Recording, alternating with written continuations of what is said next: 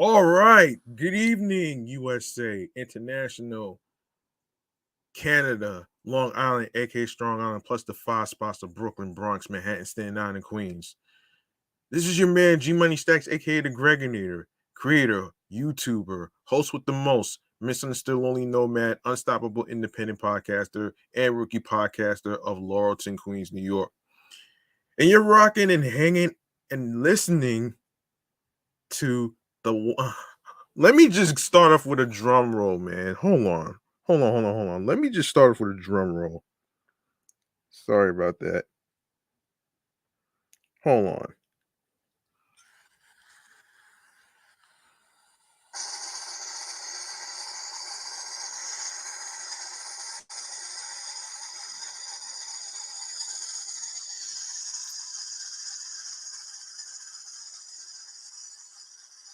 You are now listening, rocking with me, and hanging with me on the 100th episode of Meticulous Vibe Juice Podcast Review Show. How about that?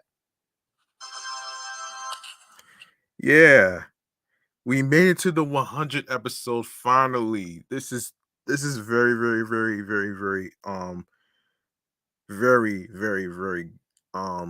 interesting and very good on my part with the consistent creating contents, creating episodes for you folks out there. Y'all helping me reach the 100 episode. I really truly appreciate y'all, man. So let me make some noise because because this is a lot for me to actually, to soak in the success. So this is like my second success right here. So there it is.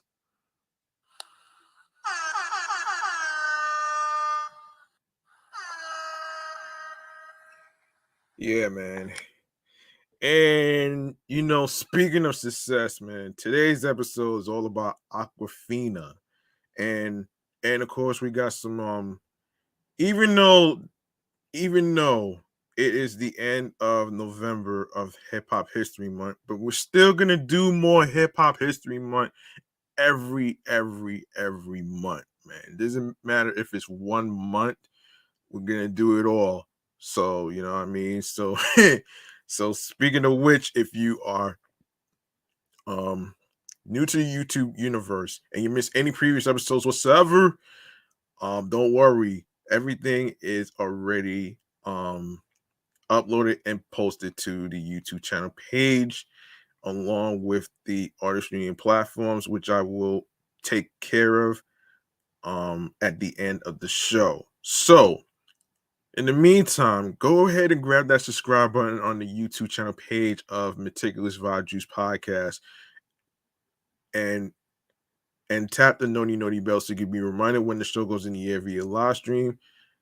Leave a like and a comment along with the episodes and the review topics of different music artists, TV shows, movies. Um, of course, there's games, which I included, and of course, podcasts sometimes to review. Yes. So also be sure to stay tuned for more video content, upcoming episodes, and the latest previous episodes that's been dropped on the YouTube channel and other streaming platforms. Tell a friend to another friend. Of course, spread the word. Word of mouth is important. And also share the episodes, share the videos. Make sure you download these episodes. Make sure you listen, stream, and watch the episodes on every streaming platform that I'm going to mention in a couple minutes. So, without further ado, I hope y'all had a splendid, lovely Thanksgiving last week. And I'm pretty sure that that y'all had a lot to eat. I know I did, but even though I didn't really get into the mac and I didn't have mac and cheese this time. I had lasagna, plantains, um, along with some what is it? I had I had some pumpkin pie. No, not pumpkin pie, but apple pie. And some turkey meat. I had some water on the side as well. Even though I'm not Italian, it doesn't matter. I've been eating lasagna for years and I'm not Italian, so it doesn't really matter to me. Whatever is there, I'm gonna eat it anyway. I'm a foodie myself, actually. And a lot of people may not know something about me is that I am into food porn when it comes to weird food combinations that doesn't make sense versus the ones that probably maybe make sense, but but all that stuff is going to be for another time, man. You know what I'm saying? And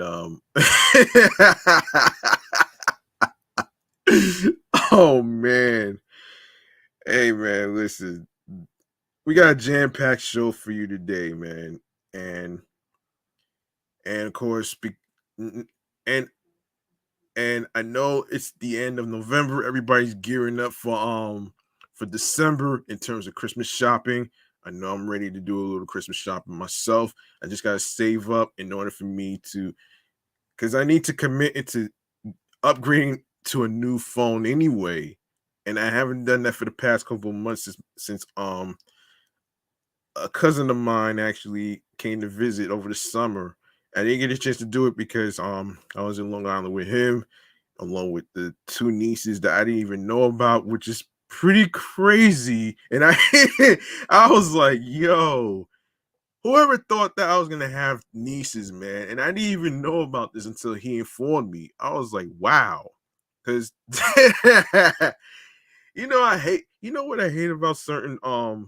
what I hate about certain family members. They try to not only keep it a secret, but then they try to cover it up and then not make it sound like I didn't exist. That is not fair to me. And I'm pretty sure many of you out there um probably went through the same stuff as I did. So yeah.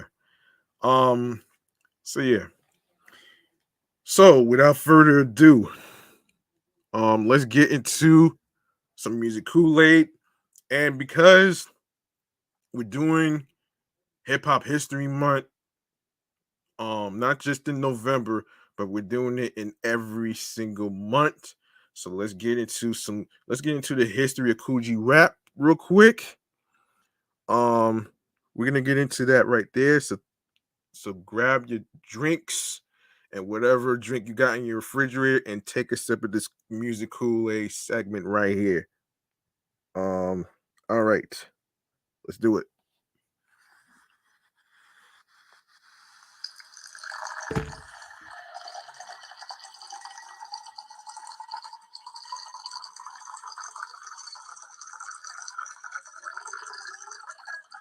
Yes, Coogee rap in hip hop history is the first topic.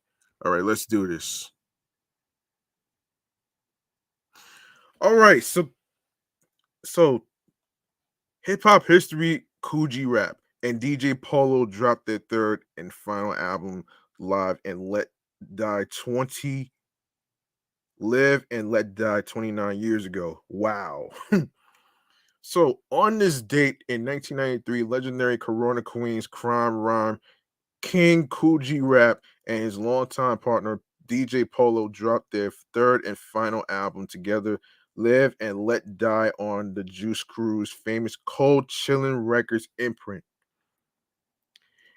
Even though Warner Brothers refused to distribute G Rap's album due to the graphic cover art and lyrical content, Live and Let Die is still considered one of G Rap's best albums of his career. Produced primarily by Ice Cube's Lynch Mob's Sir Jinx. Oh shit.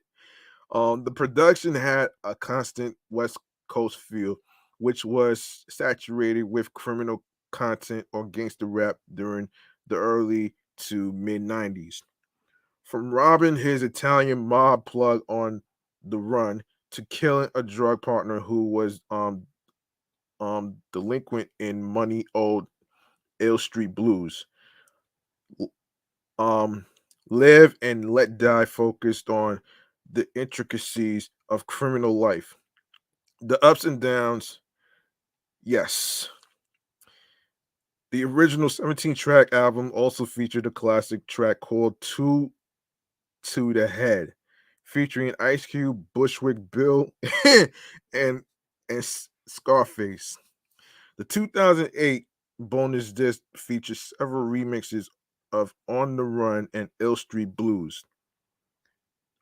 Um, and of course, we have to salute to G Rap and Polo for this timeless and classic piece of hip hop history.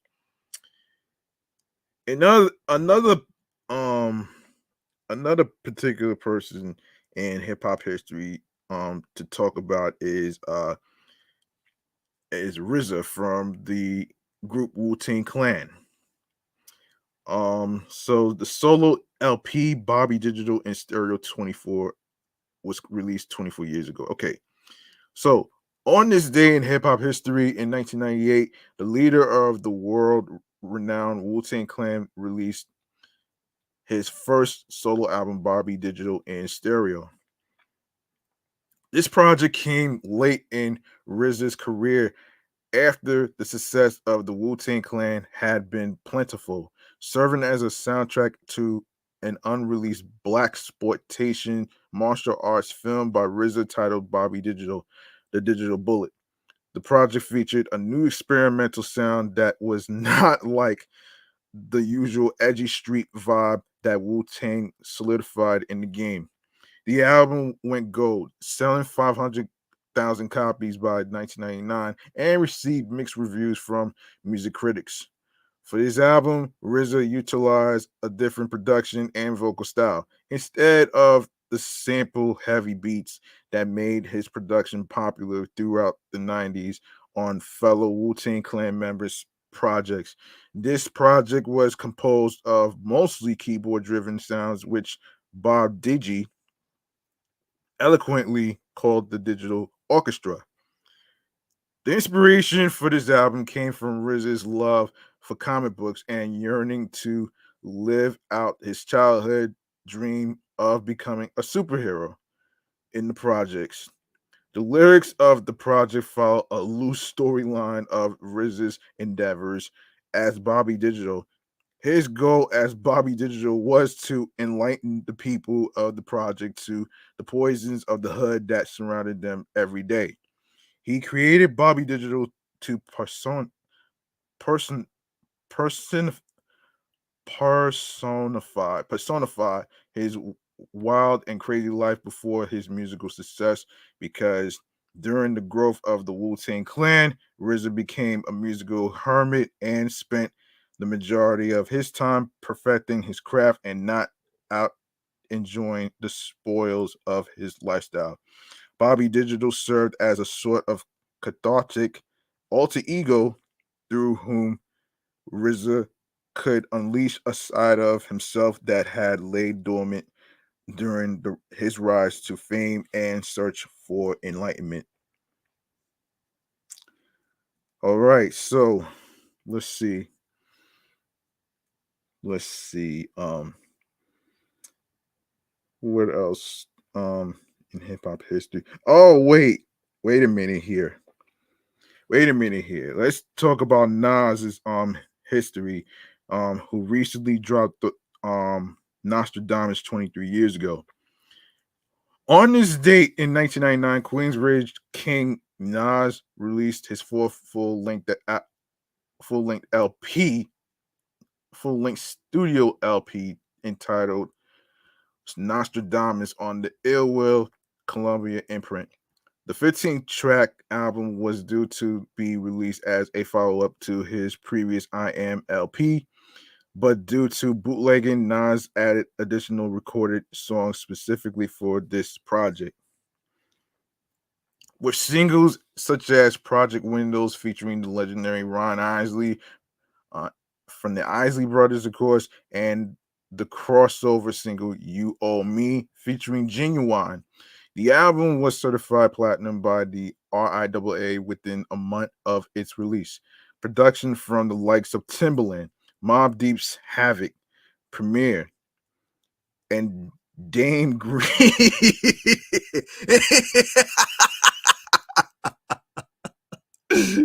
Dame Grease. Oh shit. Dame Grease. Oh man, that's funny.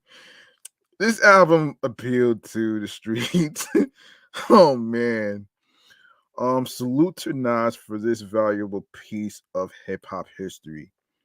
Yes, yes, we gotta commend Nas on the recent album that he basically started with, which was King Disease 3, which is pretty interesting and dope actually.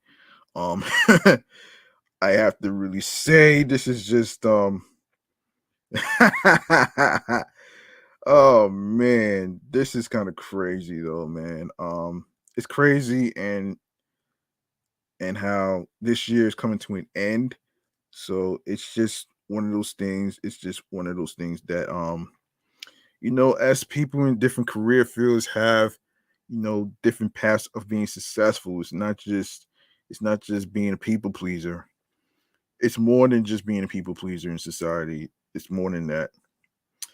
Let me see if I see any more of anything in the recent hip hop history. Let's see. Let me see. Let me see this. Oh wow. Wait a minute here. Wait a minute here.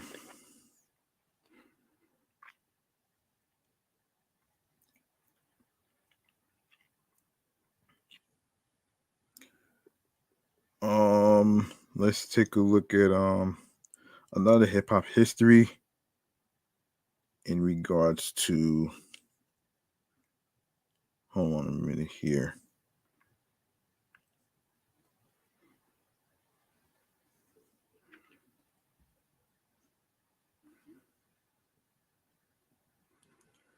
Okay. Ti released his third studio LP, Urban Legend, 18 years ago. Wow. So the Atlanta trap star turned celebrity Ti released his third studio album, Urban Legend, 18 years ago today through his label Grand Hustle and Atlantic Records. The album has debuted at number 7 on the Billboard charts, top 200, and charted at number 1 on the top R&B, hip hop, and top rap albums chart. The hit single off the album was Bring 'Em Out, became his first top 10 hit single on the charts, which was certified gold by selling over 500,000, as well as his second hit single, You Don't Know Me, that peaked at the num that peaked at top 25 Billboard charts, which was certified platinum by selling over a million. The third single, ASAP, was on the Billboard charts, which were also certified gold by selling over 500,000. The album itself was certified platinum, selling over a million copies worldwide. Um, all of the singles were nominated for Grammy Awards, MTV Video Music Awards, and Street Anthem of the Year for Vibe Awards.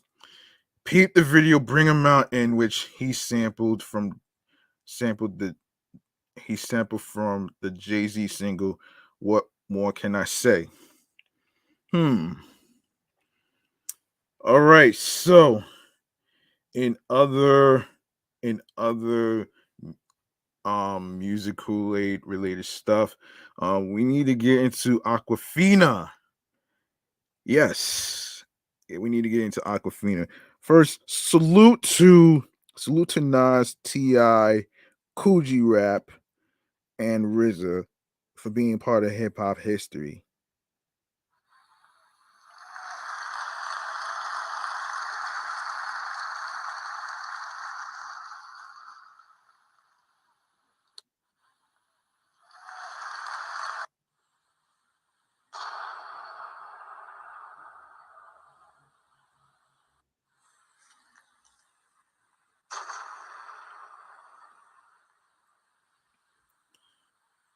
All right, so Nora Lum, known professionally as Awkafina, is an American actress, rapper, and comedian who rose to prominence in 2012 when her rap song My Vag became popular on YouTube. She then released her debut album Yellow Ranger and appeared on the MTV comedy series Girl Code from 2014 to 2015.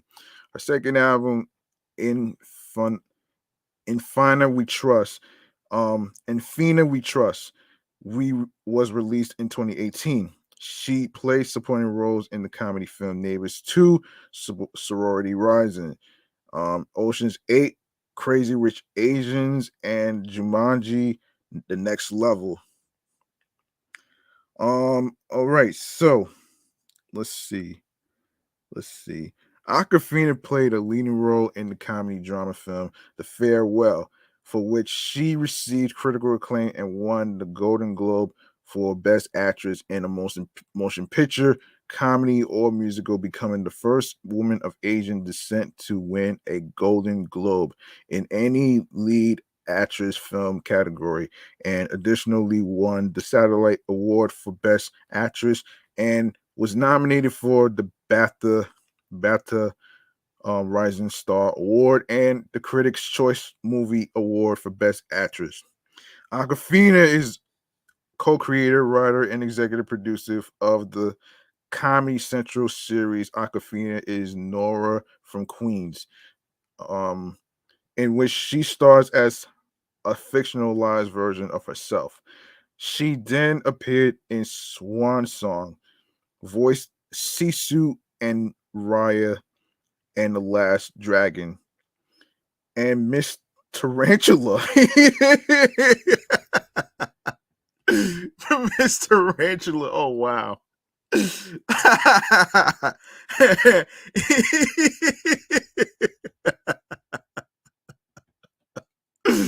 Oh man. Oh man, Miss Tarantula and the Bad Guys, and portrayed Katie in the Marvel Cinematic Universe superhero film Shang-Chi and the Legend of the Ten Rings. Um, yeah, I'm not gonna hold you, man. I'm not gonna hold you. Um, so Agafina began rapping at age 13. She got her start producing music with GarageBand, but eventually learned Logic Pro and um, Ableton. In 2012, her song My Vibe became popular on YouTube. She originally wrote the song in college as a response to Mickey Avalon's My Dick. um, she was fired from her job at a publishing house when her employer recognized her in the video. Her solo hip hop album Yellow Ranger was released on February 11, 2014. Its 11 tracks include a number of her previous singles, released on YouTube, including the title track Yellow Ranger, Queef, and NYC Bitches.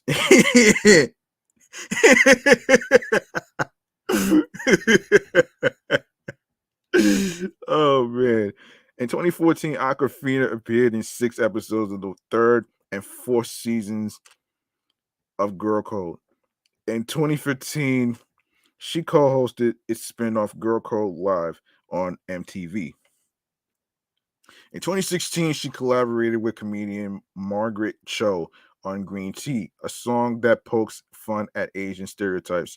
She was part of the lineup at Tenacious D's Festival Supreme on October 24th, 2014. She was also a disc jockey at bars in New York. She is profiled in the 2016 documentary Bad Rap an official selection at the 2016 Tribeca Film Festival. It puts the spotlight on her and Asian American rappers such as Dumbf- Dumbfound Dumbfound Dead. Damn.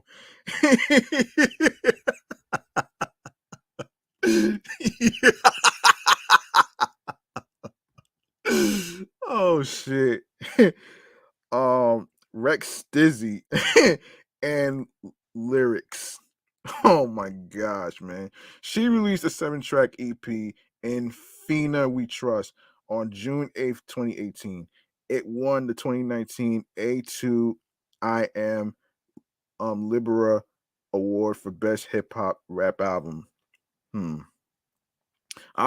hosted the short form talk show web series Talk for the digital production company Astronauts Wanted from 2015 to 2017. The first season premiered on YouTube and was picked up for an exclusive streaming on Verizon's Go 90 platform. It was an official honoree at the 2016 Webby Awards and was nominated for a 2016 Streamy Award in the news and culture category. In 2016, she played a supporting role as Christine, a member of Kappa Nu in Neighbors 2 Sorority Rising, and voiced Quail in the animated comedy film Storks. um, in 2018, she starred in the indie comedy Dude, playing Rebecca, one of 4 best friends. She was among the principal cast in Ocean's 8, the all-female spin-off to the Ocean's trilogy. She then co-starred in the film Crazy Rich Asians, directed by John M. Chu, playing Gok Peek Lin, a Singaporean college friend of lead character Rachel Chu, um, played by Constance Wu. She had a recurring role in the Hulu original series Future Man in 2017. She hosted the 2018 iHeartRadio double MVAs. Awkafina hosted the October 6th, 2018 episode of Saturday Night Live, becoming the second East Asian American woman to host the show. And after Lucy Liu, whose episode Awkafina cites as her inspiration to one day be famous enough to host SNL, she did an impression of Sandra Oh, who later in the season became the first East Asian Canadian woman to host an SNL episode and the third East Asian woman to host overall. In 2019, Awkafina in the film The Farewell, directed by Lulu Wang, she played Billy, a writer who visits her ill grandmother in China. The film received critical acclaim. Awkafina received the Golden Globe Award for Best Actress, Motion Picture, Comedy, or Musical, becoming the first person of Asian descent to win a Golden Globe Award in any lead actress film category, after being only the 6th woman of Asian descent to be nominated in the lead actress in a musical or comedy category. In the same year, she starred as Avatar Ming Fleetfoot in the film Jumanji The Next Level, which was a commercial success. In July 2019, Awkafina was cast as Katie in Marvel Studios' Shang-Chi and the Legend of the Ten Rings, alongside actors Simu Liu and Tony Leung Chu Wai. Directed by Destin Daniel Cretton. The film was released in theaters on September 3rd, 2021, earning critical praise and grossing $430.5 million.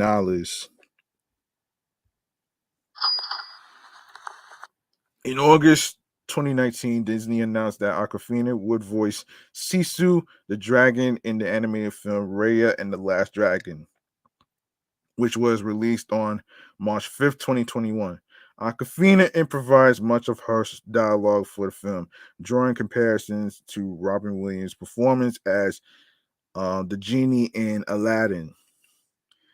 As of 2020, Awkafina stars in the comedy series Awkafina is Nora from Queens. She is also a writer and executive producer of that show. As part of the promotional campaign, she recorded new announcements for the 7th train of the New York City subway, making jokes such as "This is Hunters Point Avenue," a friendly reminder that seats are for people, not your bag. And this is 46th Street, which is a lucky number. I just learned that on the internet. Also, learned that pigeons and doves are the same things. What? At every stop. These recordings were used until the series premiered on January 22nd. In the in the season one episode, Simu Lu made a guest appearance before the release of Shang-Chi and the Legend of the Ten Rings. Well, huh. Um, okay. Now let's get into, hold on a minute here. Hold on a second.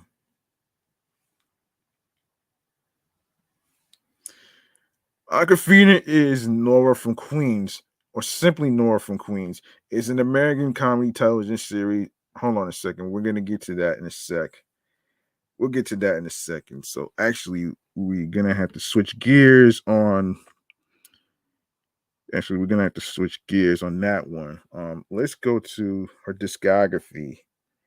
Of course, obviously, yes, she did some discography singles and stuff. So she has singles, My Vag, NYC Bitches, Mayor Bloomberg, Giant Margaritas, Queef, Daydream, Come Stop Me, Yellow Alert, Green Tea, and Pockies. Wow.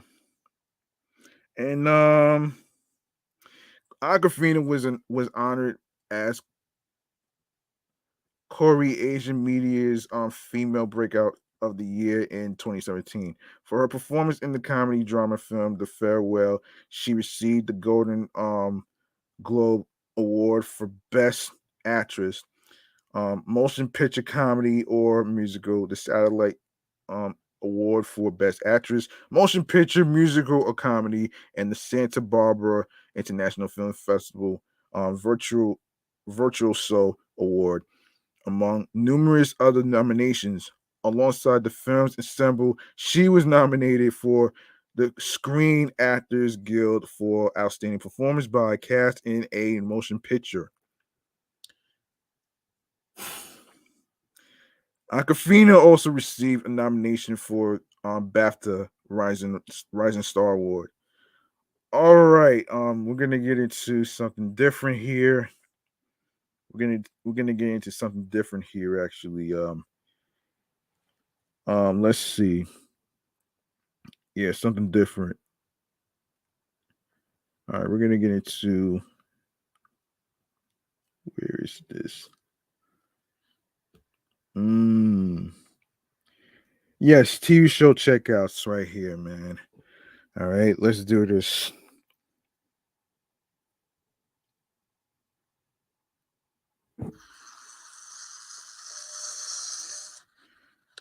All right, so as I said, we're gonna be reviewing um Awkafina is Nora from Queens. All right. So Awkafina is Nora from Queens, or simply Nora from Queens, is an American comedy television series starring Awkafina that first aired on January 20th, 2020 on Comedy Central. The series was renewed for a second season before the series premiere and received generally favorable reviews. From critics. The second season premiered on August 18th, 2021. In May 2022, the series was renewed for a third season. Okay. And not only starring herself, Aquafina, Lori Tan Chin and BD Wong. Okay, so it did two seasons, 20 episodes. That's not too bad. Um and Yeah, so the premise, Aquafina is Nora from Queens follows a 20 something woman named Nora Lynn in Queens who strives for a larger than life existence. Raised alongside her cousin by her dad and grandma, Nora leans on her family as she navigates young adulthood in New York City. Now we go to the reception. Um, on Rotten Tomatoes, the series holds an approval rating of 80% with an average rating of 6.75 out of 10 based on 30 reviews. The site's consensus states that Nora from Queens showcases Awkafina's charming brashness and surrounds her with um, an equally delightful cast, especially scene stealer Laurie Tan Chin, but it could stand to walk a less familiar comedic beat.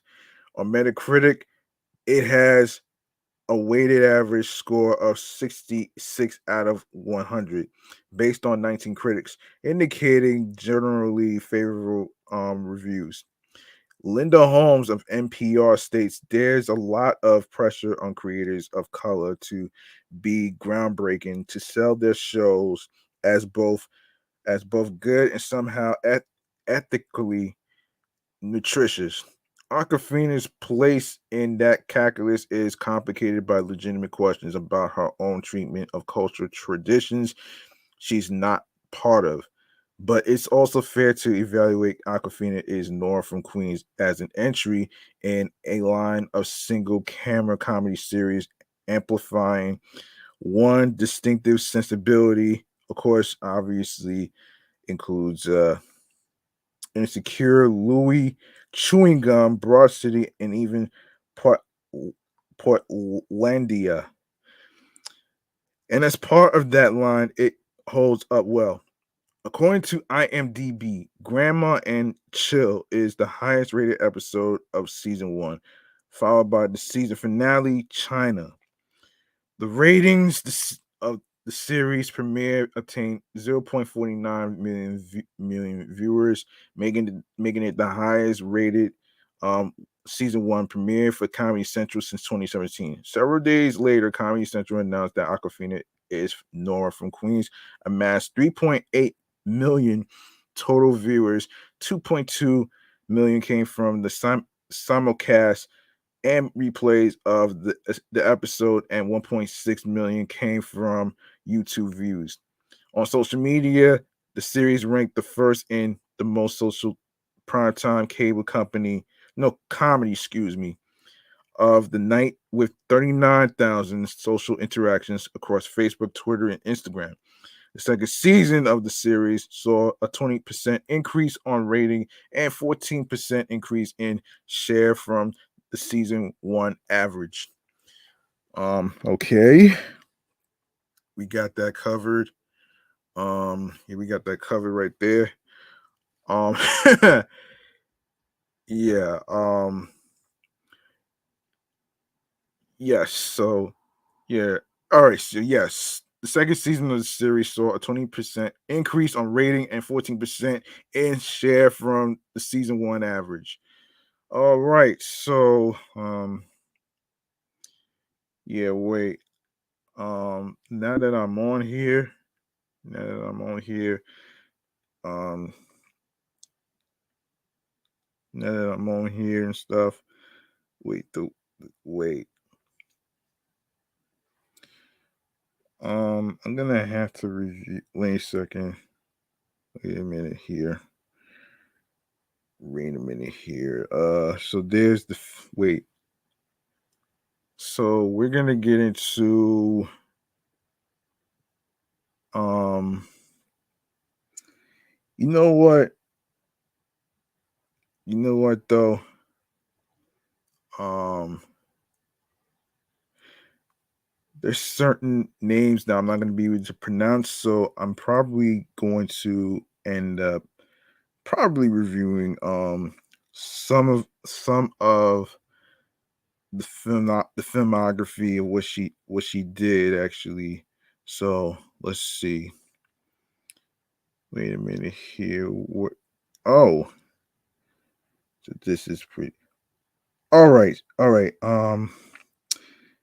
All right. I'm probably gonna do this some other time actually. So um actually no, let's get into it. Let's get into it. Let's see.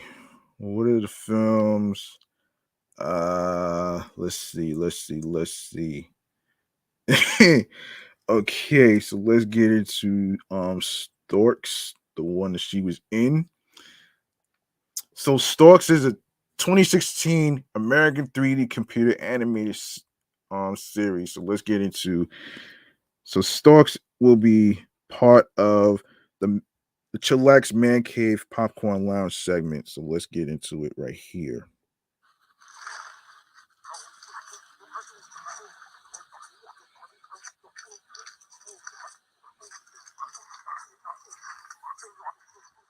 Yes, Storks is one of the movies that Awkafina was featured in.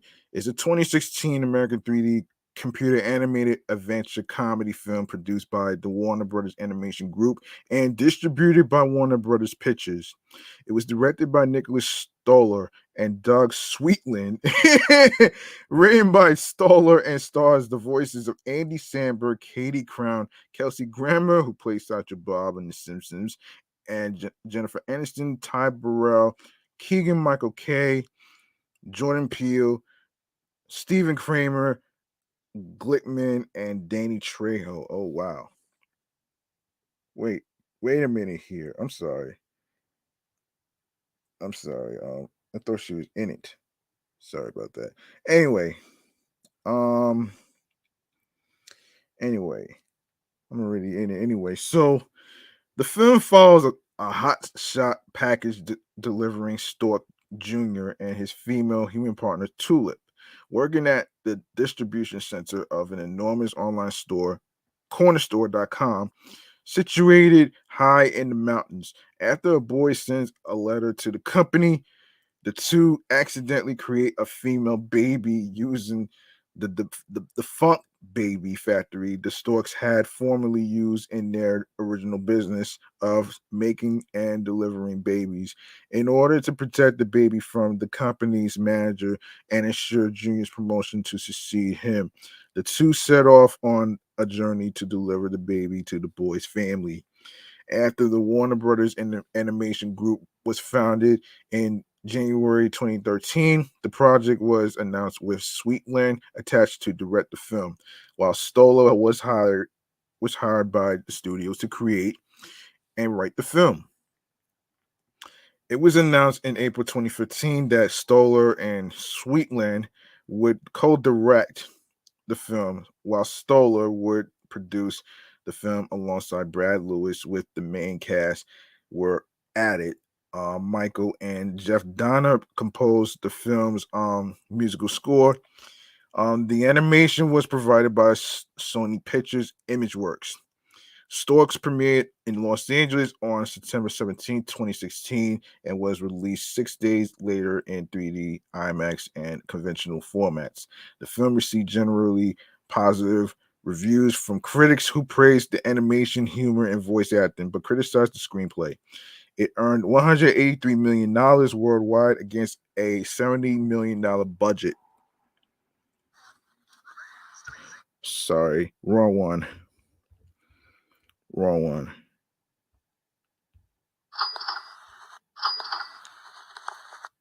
Of course, obviously the voice cast.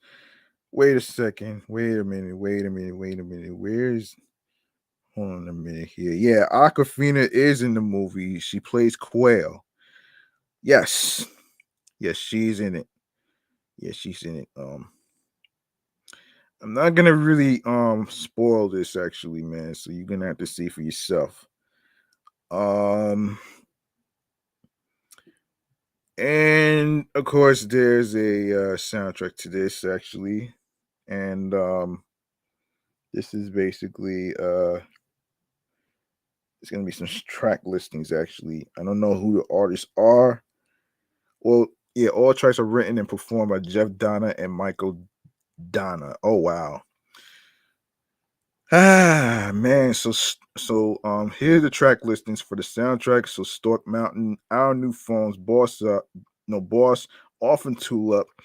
I want a baby brother. Board. Ninja Force Attack. Monumental Screw Up. The Baby Factory. Deliver this thing. 5 more minutes, and then we stop. Good Day, Orphan Tulip. Wolfpack. Fleeting moments, precious moments. You'll find your family. Suddenly, you are in a suit. Wolfpack minivan. Diffusing. Diamond Destiny. I have the missing piece. Tulip's family. Gentrification. Return to corner store. They don't deliver babies. Um, Spiricus. Hand over the package. $1 million babies. Destroy the baby's machine. The baby machine. This is our mission. Always deliver and holding out. Rounds up the top 30. Now we're gonna go to the reception. Yes. So Storks grossed $72.7 million in the United States and Canada, and $109.7 million in other countries, for a worldwide total of $182.4 million against a budget of $70 million. In the United States and Canada, Storks opened alongside the Magnificent Seven, was originally projected to gross around $30 million from 3,922 theaters in its opening weekend, with some estimates reaching $36 million. The Hollywood Reporter noted that in recent decades, Warner Brothers has not been able to produce very successful and lucrative animated films, except for Space Jam in 1996, The Polar Express in 2004, Happy Feet in 2006, and the Lego Movie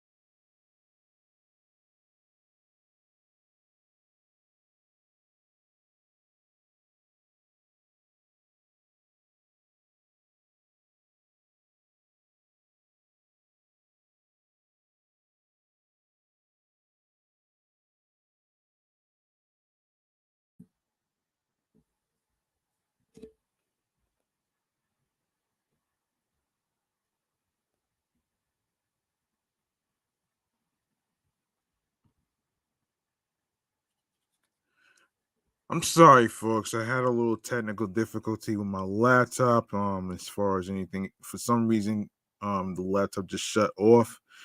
I'll figure out what the hell's going on here with that shit. So anyway, let me continue where I left off with Storks. By the way, I'm sorry. I do apologize for that shit. Anyway, let me just continue where I left off here. So yes, of course, the Hollywood Reporter noted that in recent decades, Warner Brothers has not been able to produce a very successful and lucrative animated films, except for Space Jam in 1996, The Polar Express in 2004, Happy Feet in 2006, and the Lego Movie in 2014. And that the studio is hoping for Storks to would duplicate that success. It grossed $435,000 from its Thursday previews and just 5.7 million on its first day, lowering weekend projections to $20 million. It ended up opening to $21.8 million, finishing second at the box office behind the Magnificent Seven's $35 million debut. And of course, internationally, the film opened in conjuncture with its North American debut across 34 foreign territories, including the likes of Russia, China, India, and Japan. Critical response. Critical response. On the review aggregator Rotten Tomatoes, the film has an approval rating of 65% based on 139 reviews and has the average rating of 6.10 out of 10. The website's critical consensus reads colorful animation and a charming cast helps Stork achieve um, a limited liftoff, but scatter shot gags and a confused, hyperactively unspooled plot keep it from truly soaring. Excuse me. On Metacritic, the film has a score of 56 out of 100 based on 31 critics, indicating mixed or average reviews.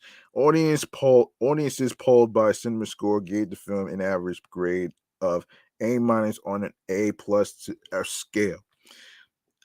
Um, Michael Rechtschaffen of the Hollywood Reporter gave the film a positive review and said there's a nice snappy playfulness in the report between Sandberg and engaging newcomer Crown. That lively back and forth vibe also extends to Aniston, Burrow, and Key Peel dynamic. Peter Hartlub of the San Francisco Chronicle wrote, "Whoever is running Warner Animation Group appears to be allowing the lunatics to run the asylum, and that is a wonderful thing." Tom Russo of the Boston Globe gave the film 3 stars out of 4 stars out of four, and said storks are known for delivering bundles that are irresistible, exhaustingly active at times, and frequently pretty darn messy. How completely appropriate then that Warner Brothers 3D animated feature Storks delivers the same. Owen Gleiberman of Variety gave the film a mixed review and called it a strenuously unfunny animated comedy. Samantha Ludwig of IGN rated the film a 4.5 out of 10 and says Stork starts off well enough and delivers a few laughs, but ultimately it isn't quite sure of what it is. Jesse Hassinger of the AV Club noted the filmmaker's assumption that if lines are said very fast and in silly voices, they will become funny, and criticized Warner Brothers for putting out a generic animation along the same safe lines of what other second tier animation houses are producing. The Lego movie brought with it the hope that the studio might reclaim some of the animation territory it has long ceded to other studios. Storks, though, is just another okay cartoon. Joe Morgenstern of the Wall Street Journal gave the film a negative review, saying the whole movie seems to be on fast forward and crushingly brainless dialogue, hollow imagery, and no way of slowing down the febrile action or making sense of the chaotic plot. Barbara Van Denberg of the Arizona Republic says Storks is charmless with rote obligation. This is a kids' film for hire with none of the creativity, emotion, and design that elevate the genre to art or even simply a fun time at the movies.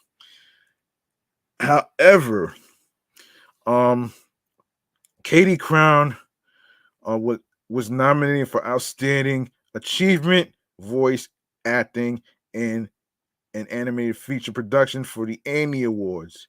We go to the Heartland Film Festival 2016. Nicholas Stoller won for Truly Moving Picture Award.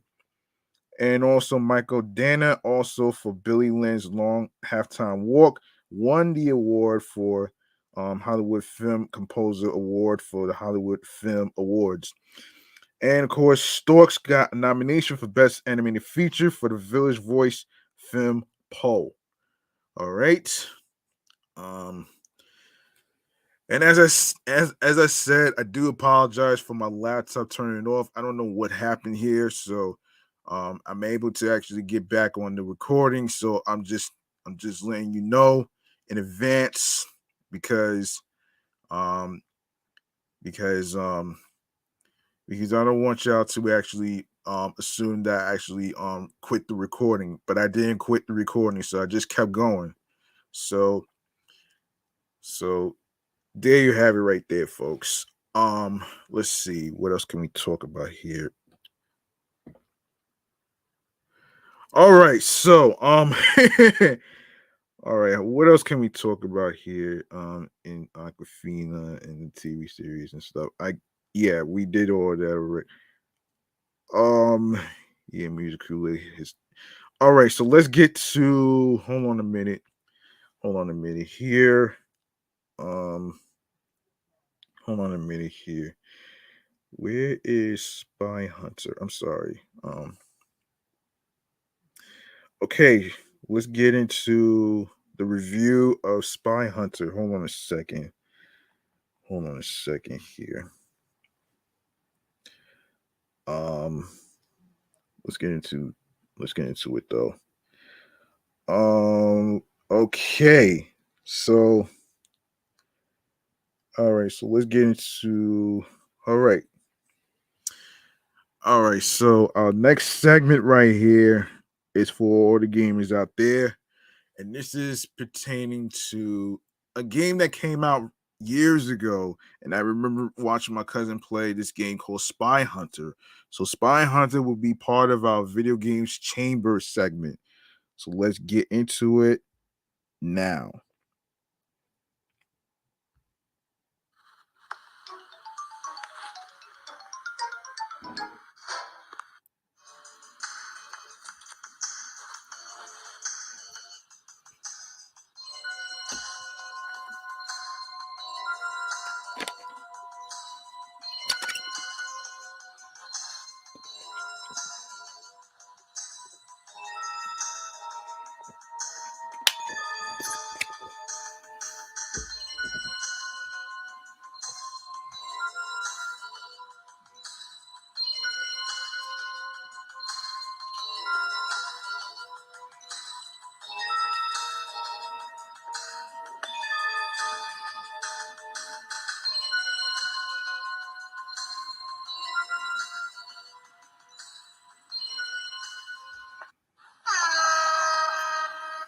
Spy Hunter is the game. I'm pretty sure everybody may have heard of it by now from over the years.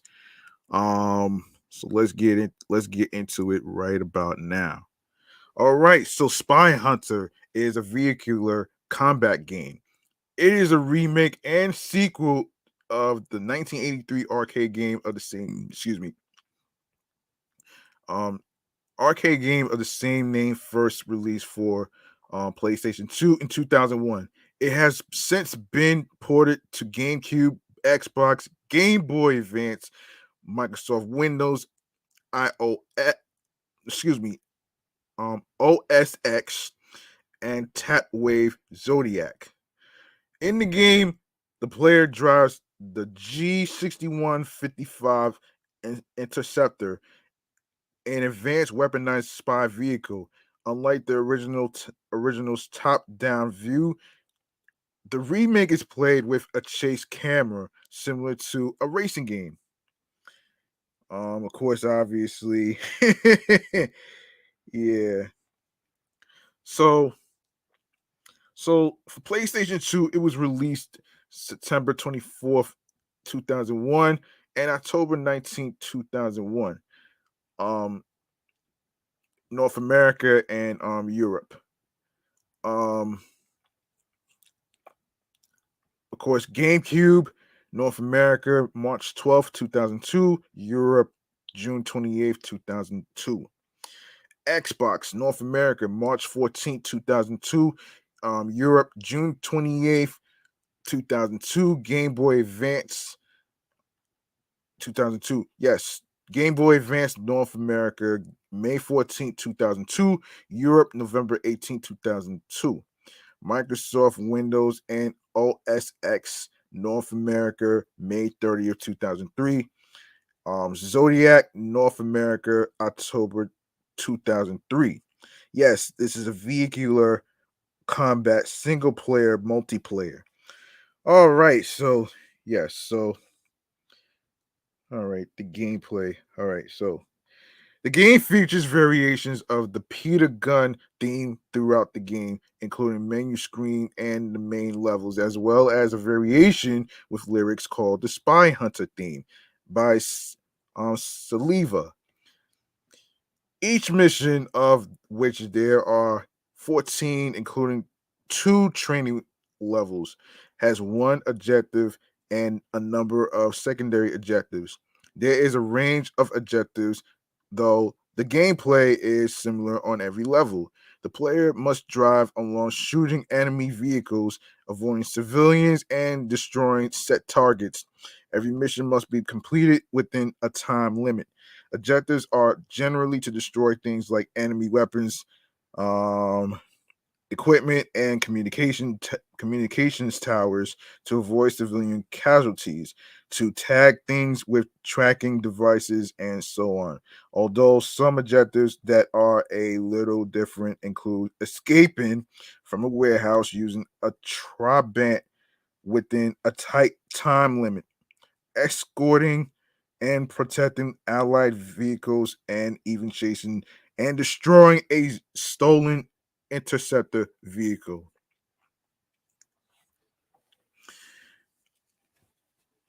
Um, the car features weapons as the original arcade game, although only the machine guns and all slick are available at first. The smoke screen and missiles are acquired later.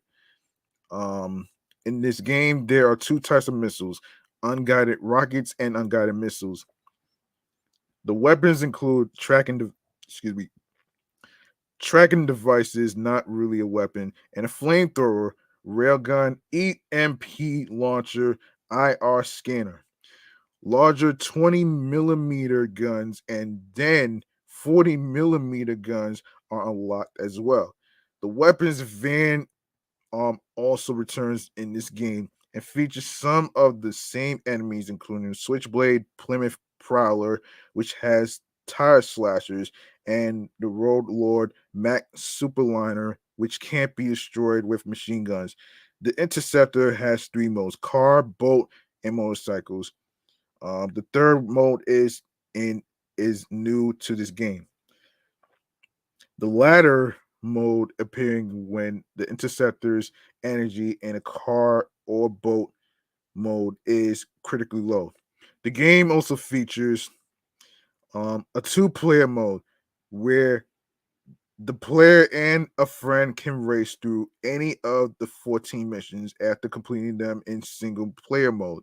Some are straight races, while others require the players to kill chickens or drive through icons along the way. The players can also destroy each other, after which they res- respawn. Um, let's see. Let's go to reception.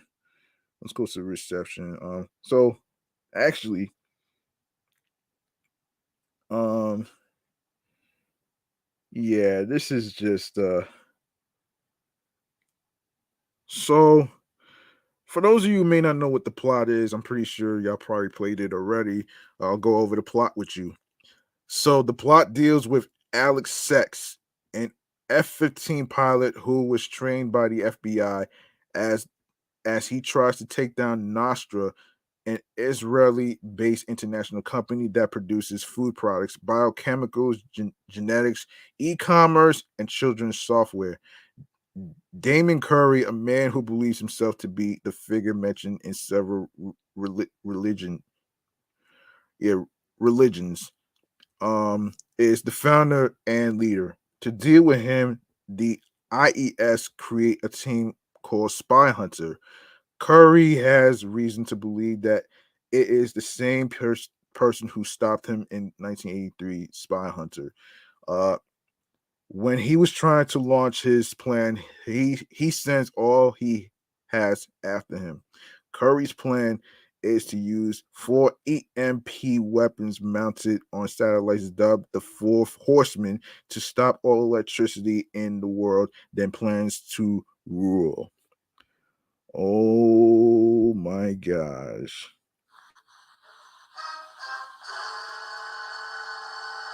Um, Curry's plan is to use four EMP weapons mounted on satellites dubbed.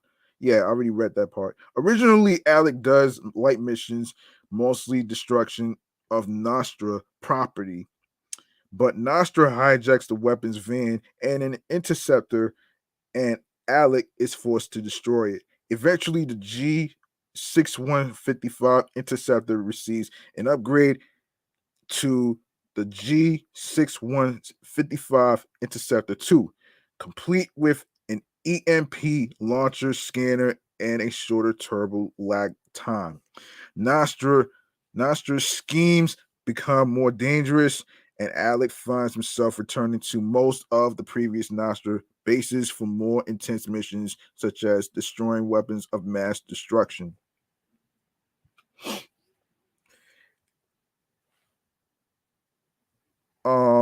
Yeah, mass destruction. Later, he finds the headquarters where the Four Horsemen are based in Petra.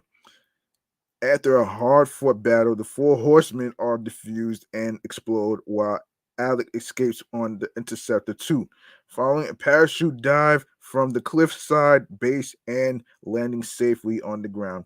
He heads towards Russia, setting the stage for Spy Hunter 2. Curry's fate is never shown, but he is most likely killed in the explosion, as he is not mentioned among the Nostra ringleaders in the sequel, which I'll get to next. Um, which I'll get to next. So word that the game was in development emerged in late 1997. At the time, it was titled Spy Hunter Returns, was planned for release in late 1998 or 19 early 1999, and had the Nintendo 64 as its target platform. But Midway already had plans to feature different versions of the original Peter Gunn themes throughout the game. Reception. Um, Aggregate score aggregator. Of course, you got Metacritic. Um, Metacritic. Um, of course, Game Boy Advance 64 out of 100, GameCube 71 out of 100, PC 56 out of 100, PlayStation 2 84 out of 100, and Xbox 71 out of 100. And of course, we go to the publication. All Game gives Game Boy Advance 4.5 stars.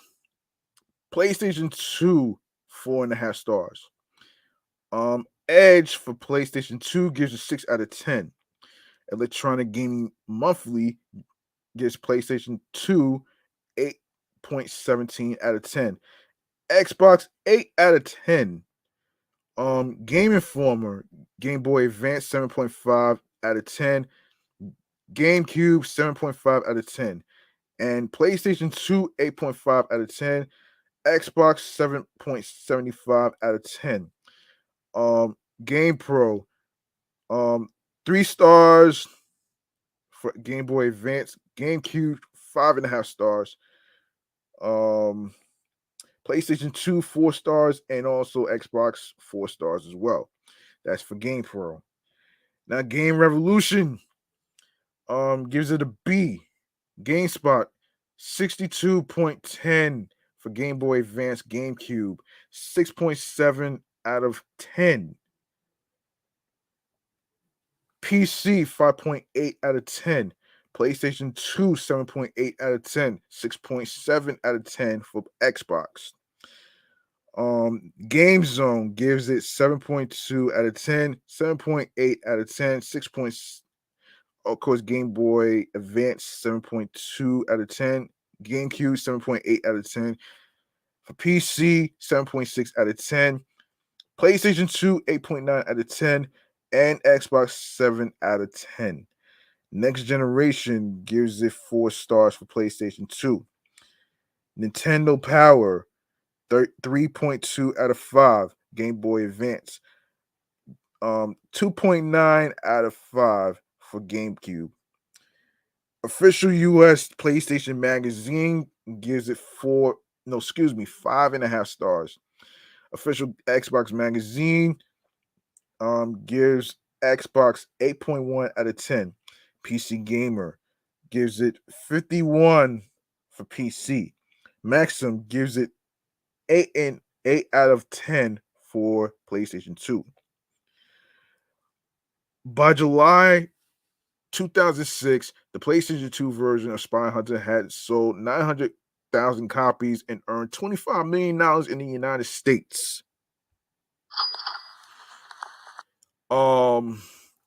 Next Generation ranked it as the 64th highest selling game launched for the PlayStation 2, Xbox, or GameCube between January 2000 and July 2006 in that country. Combined console sales of Spyhunter games released in the 2000s reached 1.4 million units in the United States by July 2006.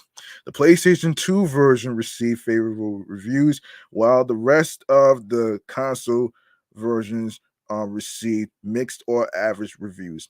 According to the review aggregation website Metacritic, Jeff Londrigan reviewed the PlayStation 2 version of the game for Next Generation, rating it 4 stars out of 5. In Japan, Famitsu gave the PS2 version a score of 1.19, 1.6, and 2.8 for a total of 31 out of 40. GameSpot's Ryan Davis praised the same version as a solid reinterpretation of a video game classic with its own elements, but panned the PC port, noticing the problems with graphics and controls in the gameplay. Avery Score of the same website gave the Zodiac version 8.8 out of 10, while GameZone gave the Zodiac version 9 out of 10. Okay, I did see the sequel, Spy Hunter 2, which we'll go over right now. Of course, Spy Hunter 2 is a video game published by Midway in 2003 for PlayStation 2 and Xbox. The Xbox game is the sequel to the 2001 remake of the 1983 game Spy Hunter. The player's first mission begins in Russia, right where the last level left off from, leaving Petra, Jordan, and the Nostra organization completely disseminated initializing a sequel from the 2001 remake. He began his cooperation with Agent Duvel, traveling in various locations all around the planet, including Russia, the United States, Asia, Switzerland, and Antarctica. The weapons van is brought back again and equipped, this time with an automatic turret, machine gun, being that the player can utilize in extreme vehicular combat resolutions. The newly acquired interceptor Spyhunter vehicle can enter off-road mode and transform itself into a jet ski, a snowmobile, a motorcycle, and a speedboat. The player can also choose from an arsenal of weapons inspired by James Bond 007 and Mission Impossible. Um, Available weapons include mines, smoke screen, um, oil slick, machine guns, rockets, missiles, lasers, and cannons. The soundtrack features the song Dark Carnival, recorded by Vanessa Carlton.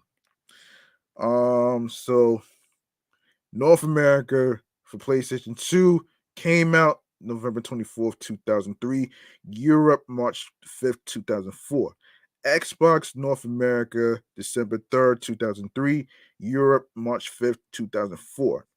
Yes, this is a vehicular combat, and this is a single player multiplayer. So let's see. So the theme song of this game, Dark Carnival by Vanessa Carlton, is a reworked version of Carnival, a track on her unreleased debut album, Rinse. Carlton said the song is kind of electronica esque by design, adding that she had always wanted to write about espionage. It introduced an entire new sound of Carlton that was much darker than her previous work. MTV News described the song, which is about a mysterious femme fatale, as an edgy and brooding ballad that gets even more eerie when a sparse plinky bridge reminiscent of the Halloween theme arises. The lyrics of Carnival and Dark Carnival are different. For example, don't you run from the show, because I just want you to know that I love anyway, and I will not let you go. Was altered when was altered to when you get your body, no, excuse me, your bloody dose in the still of the night. It is there. You'll feel it most in this Dark Carnival, where the end is close. Dark Carnival was not included on Carlton's second album, Harmonian, in 2004. The character agent Vanessa DeVell, Alex's partner, was based on her. Interesting.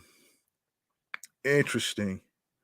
So, for those of you who may not know the plot of this, I'll go over it. Um, Alex Sex tries to deal with the remains of Nostra. First, he tries to familiarize himself with the new G8155 interceptor, and later goes on a reconnaissance reconnaissance mission. Wow. Alec then learns about the defector in the Russian Nostra branch, Vladimir Polvak, who was a very influential figure and has information about the Russian Nostra leader, the Cossack. He needed an escort to the embassy, a transport to an airport, and needed Alec to ensure his plane took off unharmed. Um, An informant later on revealed large sums of money being diverted to the restoration and fortification of an old nuclear power facility. Alec and fellow agent Vanessa DeVell investigate the plant, and Alec finds unique compact energy cells. After this, the Cossacks' identity is revealed as Vladimir M. Impalakov, who then tries to leave his estate to a warehouse complex on the Baltic coast. the Baltic coast. Um, yes, using a massive and heavily armed experimental um, Echinoplane, but is killed by Alec before he could escape. Alec then travels to New Orleans to meet Senator and televangelist Noah Thurgood. However, Mad Mojo Carter, a regional crime lord and leader of the American Nostra faction, sends an agent in a stolen G8155 Interceptor prototype to kill Thurgood. The agent succeeds and the rendezvous is compromised. Alec follows Thurgood's killer and attempts to take him alive to be interrogated, but aborts the mission, and the rogue interceptor escapes on a veto. Alec is needed elsewhere else because an IES Steamboat is holding a meeting about the strange Russian energy cells and needs protection. Alec then learns that Mad Mojo Carter's real name is Calvin Blackwell Jr., son of deceased industrialist Calvin Blackwell Sr. Is an MIT graduate with honors in engineering, and that he stole top secret information from Thurgood before eliminating him. Alec tracks him down to a bayou which he was using to cover his escape route. Blackwell was using a cargo jet to escape and had many guards protecting the runway, but Alex shoots the engine to prevent immediate takeoff and destroys the jet. Blackwell and the top secret information he stole. Um, Alec proceeds to Asia via cargo ship. Um, he then protects it from attack and reaches an IES safe house. Alec, along the way, destroys contraband cargo trucks and Phoenix forces working for the Crate Fang criminal organization. Alec then learns his partner, Agent Vanessa Duval, has been kidnapped by the head of the Crate Fang, um, and Nguyen McGinty, and is being held for execution. Alec breaks her out and later destroys most of his forces, allowing a planned assault by special IES forces. This allows Alec to infiltrate the Crate Fang fortress. He then learns McGinty is attempting to escape on a heavily armed train powered by one of the strange Russian energy cells and wants to destroy a city with a dirty bomb he has on his train.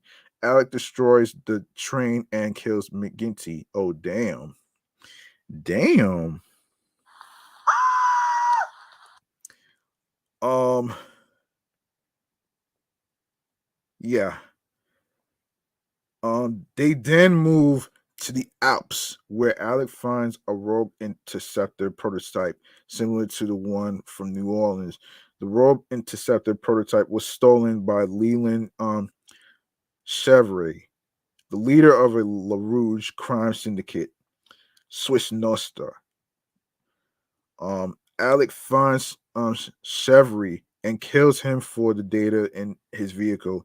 Alec analyzes the data from Chevrolet's vehicle and learns that three European Union facilities have been targeted for nuclear attack.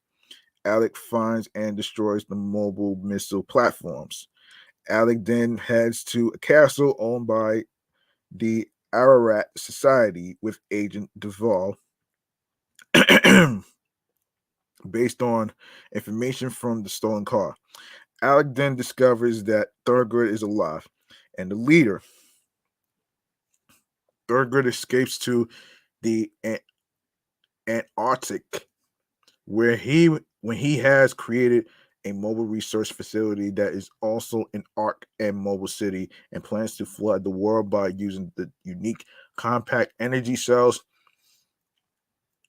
to melt the polar ice cap.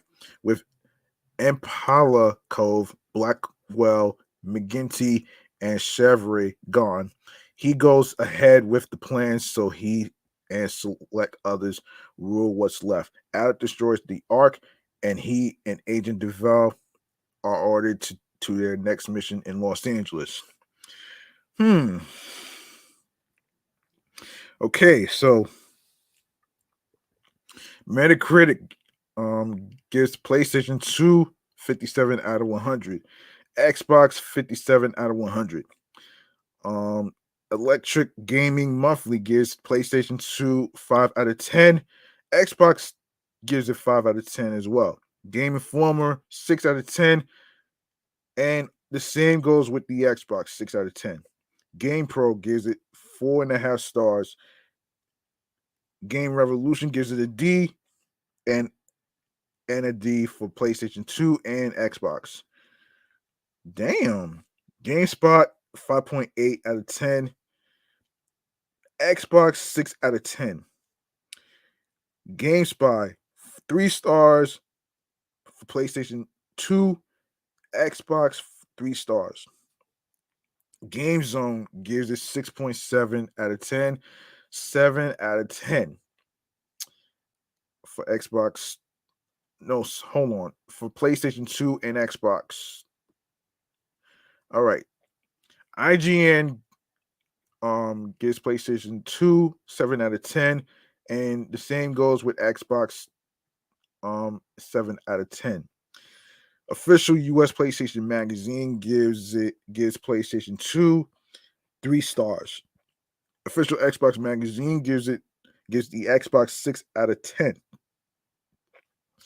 The game received mixed reviews on both platforms according to the review aggregation website Metacritic. All right, so let's get into some other stuff that is included in it's included. So we have to talk about some stuff that's coming out. So let's get into it.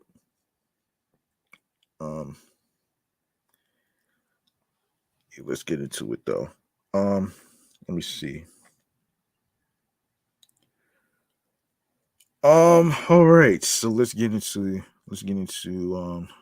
where we left off last time. So today is the 29th, of course. So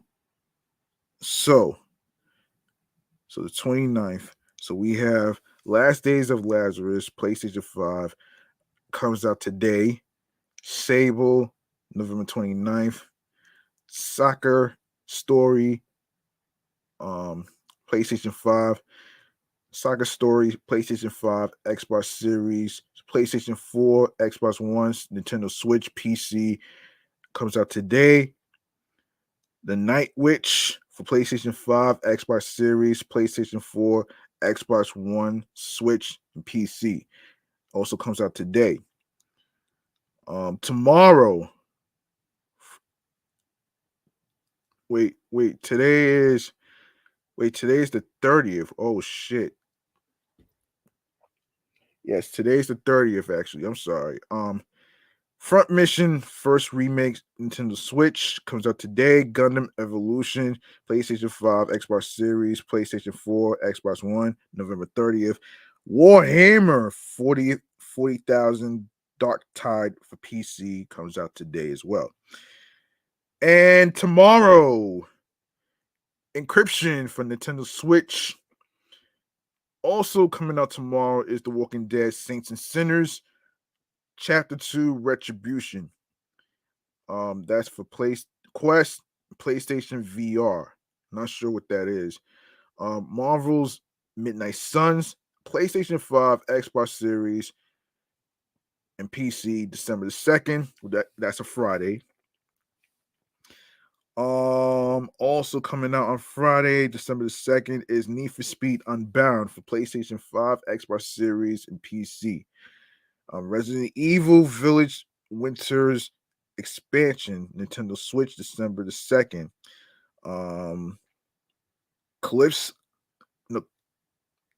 Callisto Protocol, PlayStation 5, Xbox Series, PlayStation 4, Xbox One, and PC. And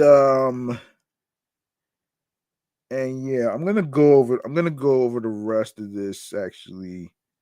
I'm gonna go over the rest actually in the next episode. So um let's go into the encryption review. Um so so the story goes like this.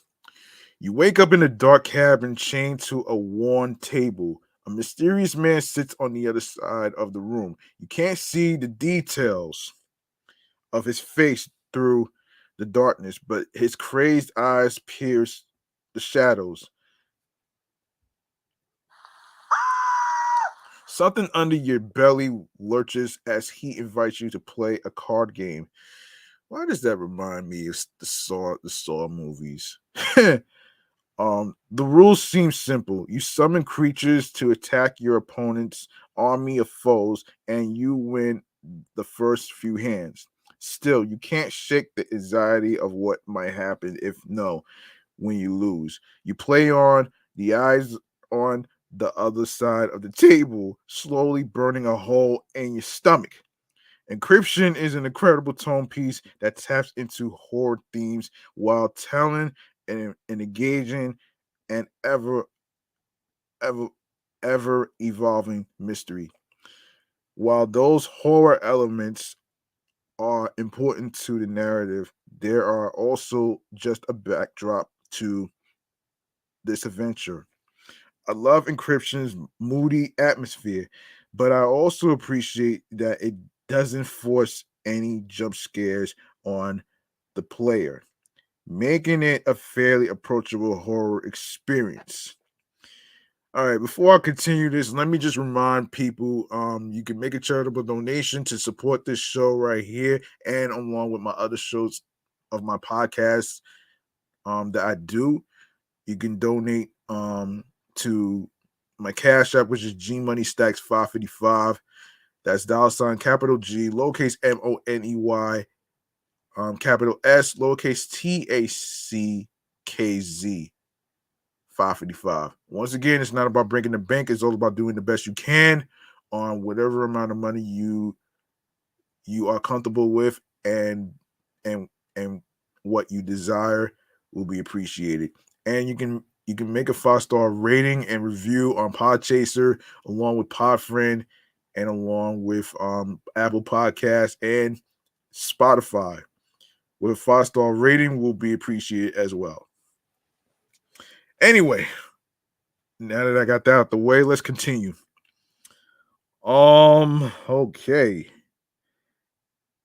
Yeah. Oh man. So where was I? So where was I? Yes.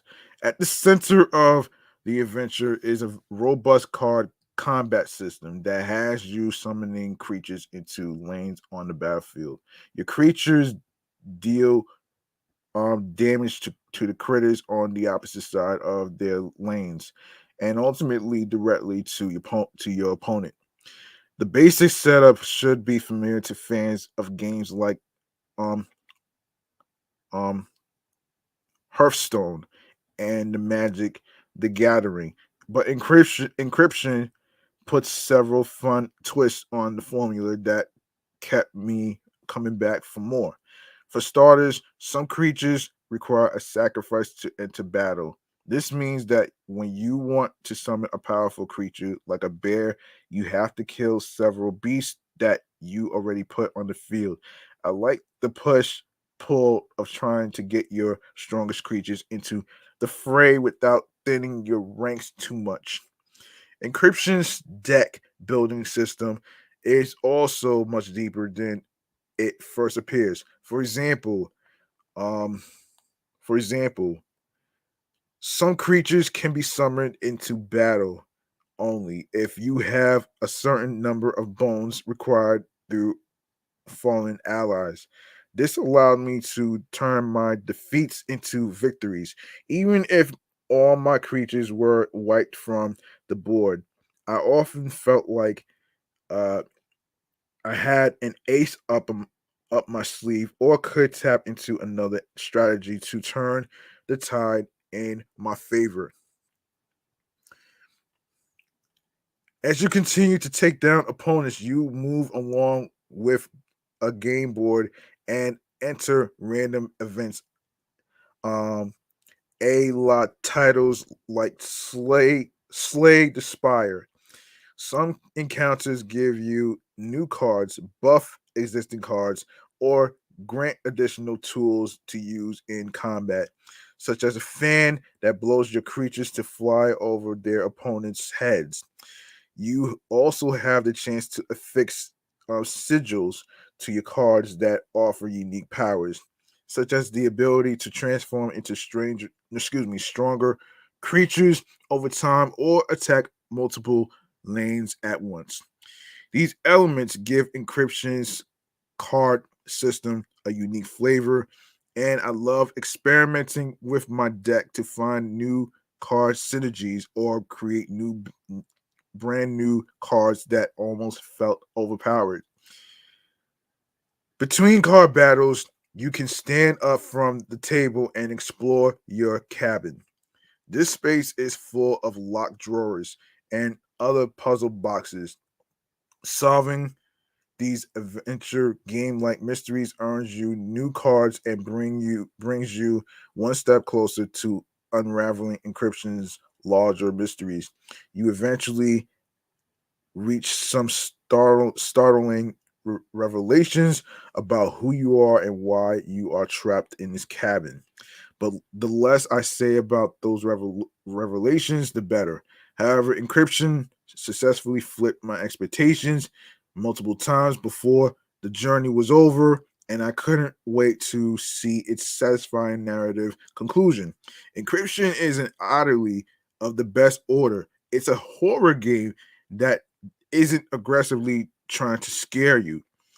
It's also a clever card system wrapped around compelling mystery that plays with video game conventions. And like a bat out of hell, Encryption came out of nowhere and quickly became one of my favorite games of the year. Oh boy.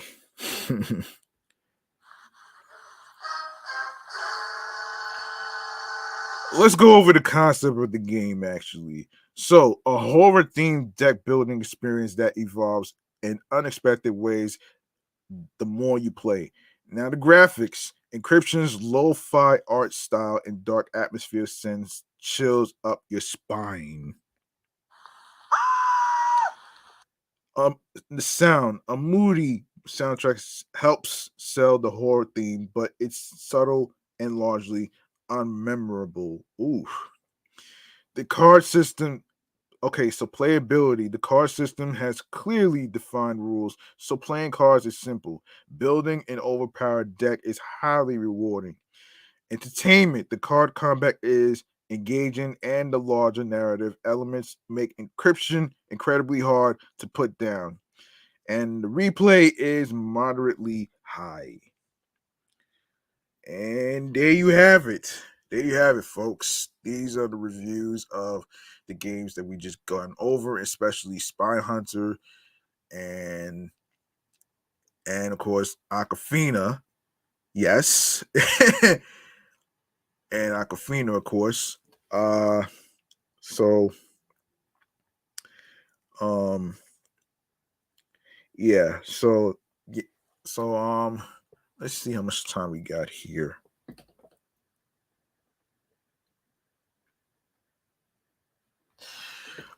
Okay.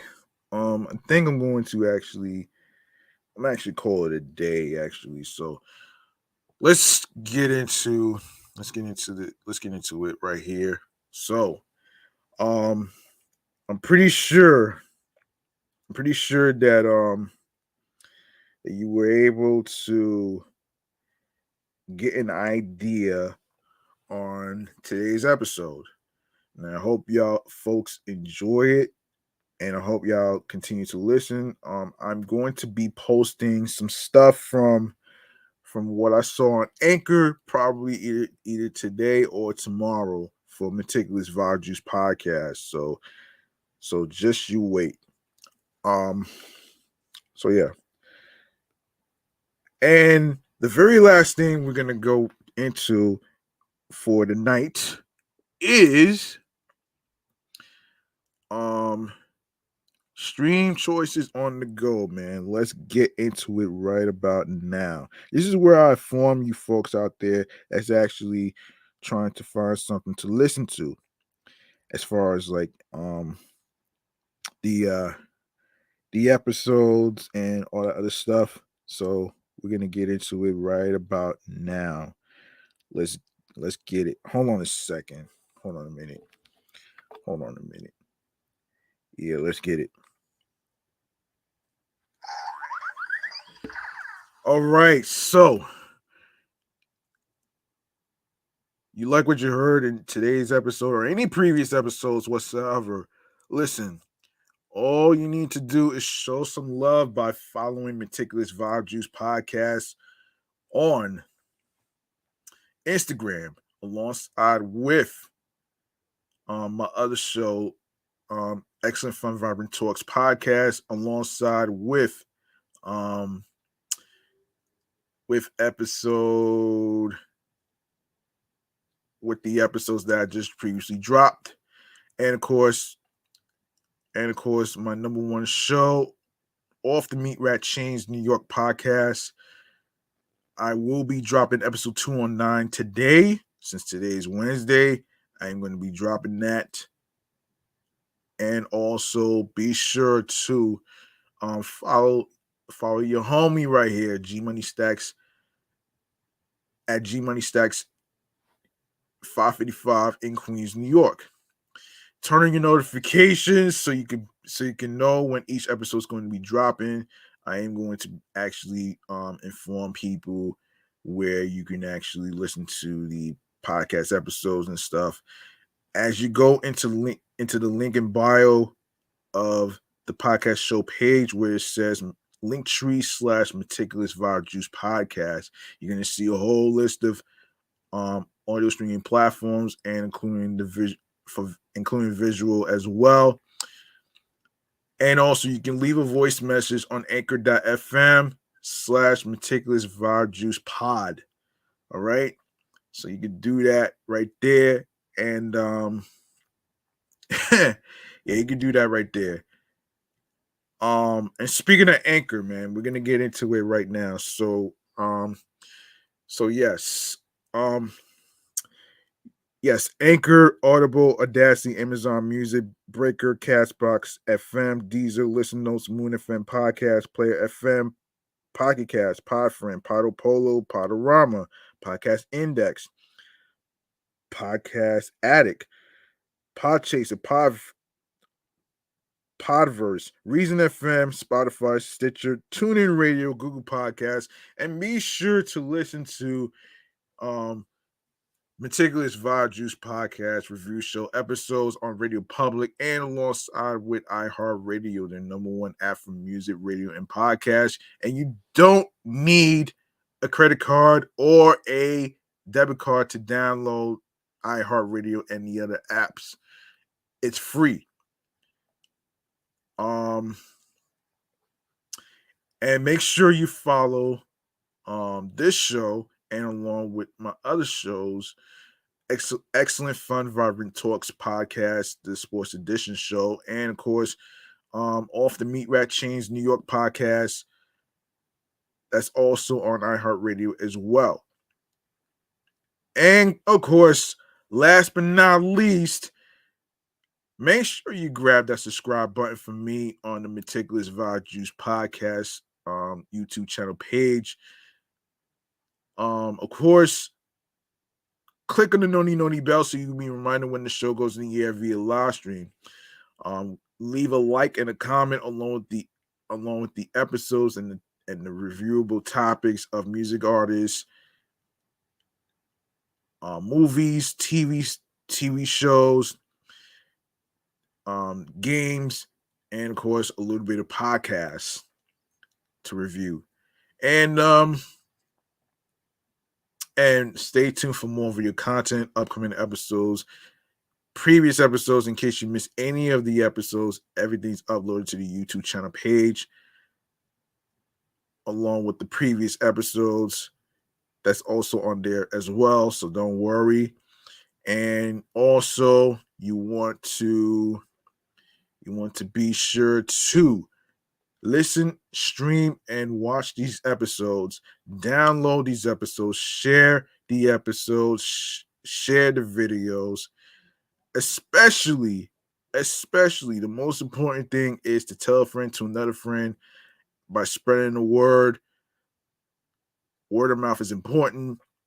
And of course, be sure to share the podcast along with the link that says Linktree/Meticulous Vibe Juice Podcast, alongside with your wives, your husbands, your boyfriends, your girlfriends, your friends, the people you are cool with, and along with everyone else. And don't worry. Listen, don't worry about your parents that don't really understand what a podcast is, man, because I get that all the time too. Man. Some parents won't understand because they think other careers like being a lawyer and all that other stuff is actually the main thing that makes you money. But at the same time, it's not about money. It's about doing something creative and what you love for the soul, the mind, and the heart. You know what I'm saying? I hope y'all folks do, man, because this shit is not a joke, man. Seriously. Um so yeah, man.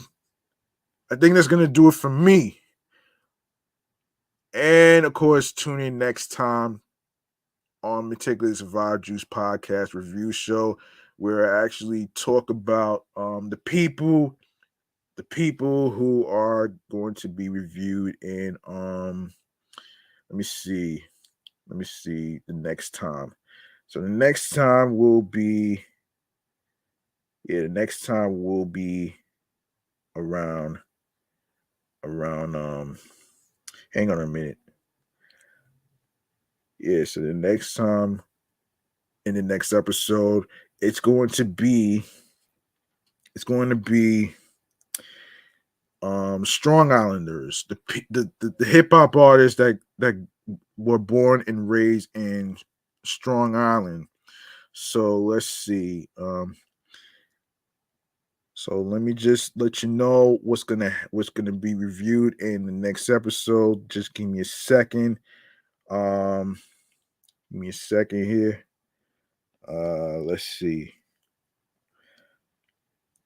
Give me a second here. All right, so yeah, like I said, the next episode is going to be Strong Islanders. It's basically hip hop artists, rappers that were born and raised in Long Island, like the De La Soul music discography. Um, yeah, we're gonna be reviewing that, and of course a little bit of music Kool-Aid news in regards to hip hop history. There's gonna be more of that, and of course video gaming news of upcoming games that's coming out. I got y'all next time. And this has been an interesting episode 100, titled Awkafina is Nora from Queens, New York, which is the TV show that we just reviewed today. And I hope y'all actually enjoyed this episode. I'm sorry for the technical difficulties as far as my laptop that just went out, that just turned off by itself. I do apologize for that one. And yeah, so thank you very much for listening, tuning in and rocking and hanging out with me and listening and tuning into this episode right here. I appreciate every single one of you. I will be making a postage on Spotify Wrapped from Anchor.fm. Hopefully either today or tomorrow. And yes, there's gonna be more new stuff coming.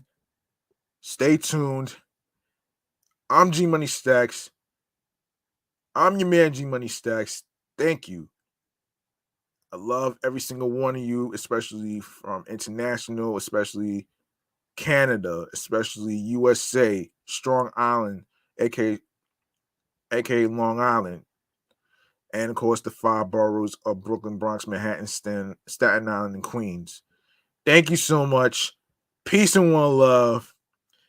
And of course, take care of yourselves. And remember, the grind doesn't stop. The grind doesn't stop. Um, if you want something, you have to work hard for it and earn it. New York wasn't built in a day. And most importantly, you want to find something, that clicks to you, that gets you into your zone creatively, mentally, physically, and spiritually. And also follow your goals and dreams that really makes you smile. And of course, and of course, be you, have confidence in your craft and what you're trying to do. Be sure to um, find your voice, have consistency into your stuff that you're trying to do, whether it's creating content on YouTube in regards to your podcast, radio show, whatever it is, whatsoever that'll get you out there. Um, so yeah, so yeah. Um, and also another important thing to remember is to the best way to be the best host in your shows, podcasts, whatever it is to be yourself. Because number one, nobody can fucking do it but you. Only you can make yourself happy. And forget about the damn haters, man. You know what I'm saying? They're not the ones that helped you get your career started. It was all on you. You know what I'm saying? So yes, there you have it right there. I'm off this shit. Thank you. Peace and one love. And I'll see y'all next time in the next episode. And have yourselves a good night, folks.